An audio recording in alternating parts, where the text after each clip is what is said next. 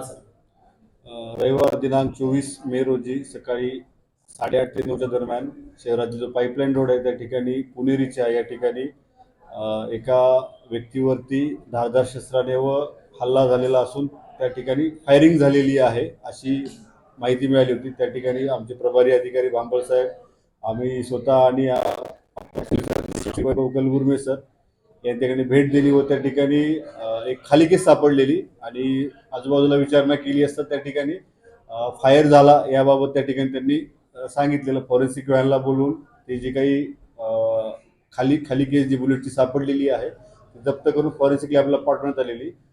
त्या घटनेच्या अनुषंगाने जो तपास करण्यात आलेला, सुरुवातीला यातील जे काही चिरंजीव गाडवे नावाचे जी फिर्यादी आहे त्यांची जी फिर्याद आहे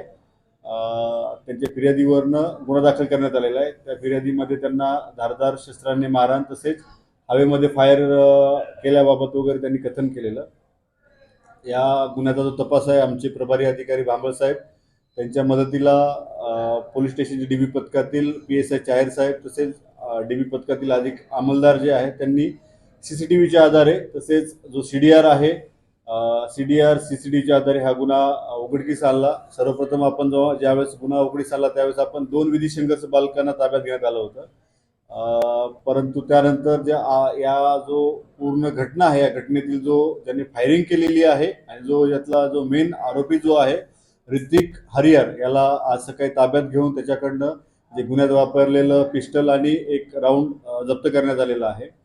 या पूर्ण जी घटना आहे त्या घटनेमधले जे CCTV आहेत आणि घटनेच्या दिवस आणि त्यापूर्वीचे जे काही CDR आहेत म्हणजे या सर्वांचं असं विश्लेषण केल्यानंतर असं निदर्शनास आलेलं आहे की यातील जो फिर्यादी आहे चिरंजीव गाडवे याने स्वतःहून